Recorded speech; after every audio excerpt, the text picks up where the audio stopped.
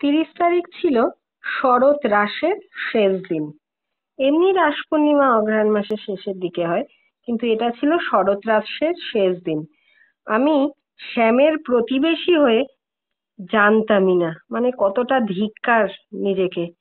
সকাল থেকেই শুনতে পাচ্ছি কীর্তন হচ্ছে, গান হচ্ছে, সবই হচ্ছে, লাইটিং হয়েছে, সব হয়েছে। কেন হয়েছে সেটা নিয়ে কোনো কৌতূহলই ছিল না। এত নিজেদের নিয়ে, সংসার নিয়ে আমরা ব্যস্ত।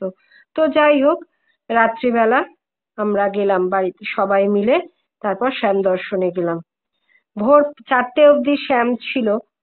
কীর্তন হয়েছে, সবই হয়েছে। শ্যাম বাইরে বসে রাধারানীর সাথে রাসলীলায় ব্যস্ত ছিল।